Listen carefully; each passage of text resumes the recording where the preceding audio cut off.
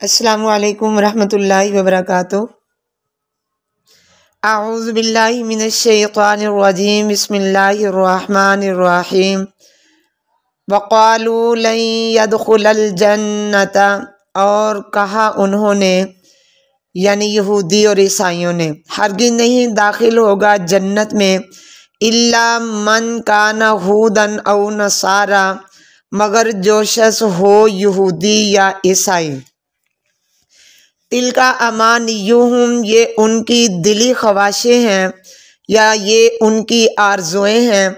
قل ہاتوا برہانکم، اے نبی صلی اللہ علیہ وسلم کہہ دیجئے لے آؤ برہانکم، دلیل اپنی، ان کنتم صادقین، اگر ہو تم سچے۔ بلا من اسلم، کیوں نہیں جس شخص نے متی کیا، وجہہ، اپنا چہرہ، اللہ کے لیے، وہو محسن، اور وہ نیکی کرنے والا ہو، فلہ، پس اس کے لیے، اجرہ، اجر اس کا، عند ربہ، اس کے رب کے پاس ہے، ولا خوف علیہم، اور نہیں خوف ہوگا اوپر ان کے، ولا ہم یحزنون، اور نہ ہی وہ غم کھائیں گے۔ اس آیت مبارکہ کے اندر اللہ تعالیٰ یہودیوں کا تذکرہ اور عیسائیوں کا تذکرہ فرما رہے ہیں کہ یہودیوں اور نصرانیوں کی ایک بہت بری عادت بد عمل ہونا تھا۔ جب قوموں اور معاشروں میں اللہ کی شریعت پر عمل ختم ہو جاتا ہے تو پھر محض داموں پر گزارا چلتا ہے۔ یہودی کہتے تھے کہ جنت میں صرف ہم نے جانا ہے، جبکہ عیسائی بھی کہتے تھے کہ جنت میں ان کے علاوہ اور کوئی نہیں جائے گا۔ یعنی دین پر عمل کرنا نہیں، اللہ کی نافرمانیاں کرنا ان کی عادت بنی ہوئی تھی، اور دعوے ان کے یہ تھے کہ جنت اللہ نے بنائی ہی صرف انہی کے لیے۔ آج مسلمان بھی یہی کہتے ہیں کہ ہم جنتی ہیں۔ ان کی یہ بات ٹھیک ہے کہ مسلمان ہی جنت میں جائیں گے، لیکن اللہ تعالیٰ کے جو احکام ہیں ان پر عمل کر کے ہی جنت ملے گی۔ اس لیے اللہ تعالیٰ فرماتے تلک امانیہم، کہ یہ صرف ان کی آرزویں ہیں۔ لمبی امیدیں لگا کر بیٹھے رہنا اور صرف اس کے سہارے پر زندگی بسر کرنا درست نہیں ہے۔ یعنی اعمال کے لیے محنت مشقت کوئی نہیں، اور نہ ہی اللہ کے احکامات کی فرما برداری پر کوئی توجہ ہے۔ بس یہ کہتے رہنا کہ جس نے کلمہ پڑھ لیا وہ ضرور بخشا جائے گا، یہ آرزویں ہیں جو آج مسلمانوں میں پیدا ہو چکی ہیں، اور اسی وجہ سے بہت سے لوگ بدعملی کا شکار ہیں۔ قل ہاتوا برہانکم، اے نبی صلی اللہ علیہ وسلم آپ کہہ دیجئے کہ تم اپنی دلیل لے کر آؤ۔ اللہ تعالیٰ اپنے نبی صلی اللہ علیہ وسلم سے کہہ رہا ہے کہ آپ یہودیوں سے کہیں کہ تمہارے پاس کوئی دلیل ہے کہ صرف یہودی ہی جنت میں جائیں گے؟ کیا تمہارے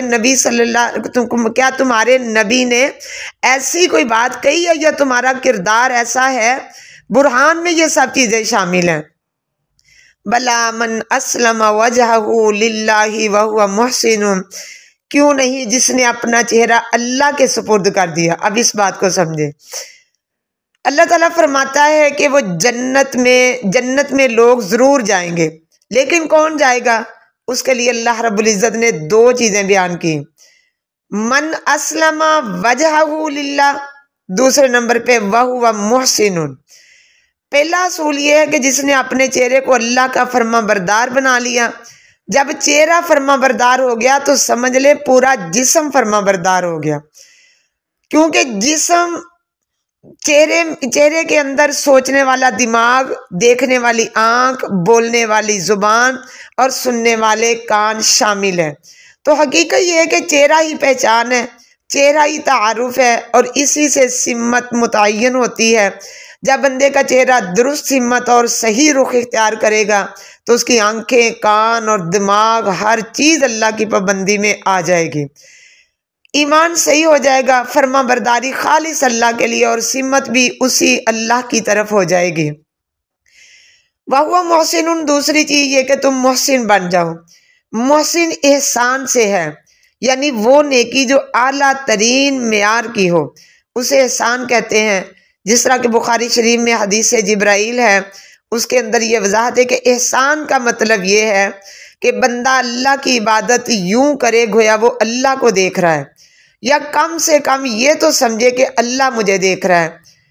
جو نیکی کو ایسی کیفیت میں کرتا ہے یہ ہے احسان، اور ایسی نیکیاں کرنے والا شخص ہی محسن کہلانے کا حقدار ہے۔ حقیقت میں یہ وہ لوگ ہیں جن کے لیے اللہ رب العزت نے جنت بنائی ہے اور بہت بڑا اجر رکھا ہے۔ احسان عام نیکی کو نہیں کہتے۔ ایک شخص محمد صلی اللہ علیہ وسلم کا انکار کر کے محسن بننے کی کوشش کرتا ہے، یہ تو نہیں ہو سکتا۔ اسی طرح کوئی شخص قرآن کا انکار کر کے اللہ پر ایمان لانا چاہے تو یہ بھی ممکن نہیں ہے۔ اس میں یہودیوں اور عیسائیوں کے لیے دعوت ہے کہ وہ جنت میں جانا چاہتے ہیں تو اسلام کے پیروکار بن جائیں۔ اسی طرح مسلمان بھی آخرت میں کامیابی چاہتے ہیں تو انہیں سچا مسلمان بننا ہوگا۔ قرآن پاک کی آیت مبارکہ ہے، یا ایھا الذین آمنوا آمنوا باللہ، اے لوگو جو ایمان لائے ہو ایمان لاؤ اللہ کے ساتھ، ورسولہ اور اس کے رسول کے ساتھ، والکتاب الذی نزل علی رسولہ اور اس کتاب کے ساتھ وہ جو اتاری اس نے اپنے رسول پر یعنی محمد صلی اللہ علیہ وسلم پر، والکتاب الذی انزل من قبل اور کتابیں وہ جو اور کتاب وہ جو نازل کی اس نے اس سے پہلے، وَمَن يَكْفُرْ بِاللَّهِ اور جو شخص انکار کرے گا اللہ کا، وَمَلَائِكَتِهِ اور اس کے فرشتوں کا، وَكُتُبِهِ اور اس کی کتابوں کا، وَرُسُلِهِ اور اس کے رسولوں کا، وَالْيَوْمِ الْآخِرِ اور آخرت کے دن کا، فَقَدْ ضَلَّ ضَلَالًا بَعِيدًا پس البتہ تحقیق گمراہ ہوا وہ گمراہ ہونا دور کا۔ یہاں مسلمانوں کو مخاطب کیا جا رہا ہے کہ جنت میں جانے کے لیے محمد صلی اللہ علیہ وسلم کی شریعت کا پابند ہونا پڑے گا۔ اسی طرح بندے کا ایمان اور عمل بھی درست ہونا چاہیے۔ جن لوگوں میں یہ خوبیاں ہوں گی وہ انشاءاللہ ضرور جنت میں جائیں گے، انہیں کوئی خوف اور خطرہ نہیں ہوگا اور نہ ہی وہ غمگین ہوں گے۔ یہ کس قدر خوبصورت الفاظ ہیں، اللہ تعالیٰ ہمیں ان لوگوں میں شامل فرمائے۔ وَلَا خَوْفٌ عَلَيْهِمْ وَلَا هُمْ يَحْزَنُونَ کہ کوئی ان پر خوف نہیں، کوئی غم نہیں ہوگا قیامت کے دن۔ تو اللہ تعالیٰ اپنی رحمت کے ساتھ ہمیں اور ہماری اولادوں کو اللہ تعالیٰ ان لوگوں میں شامل فرمائے، آمین۔ السلام علیکم ورحمۃ اللہ وبرکاتہ۔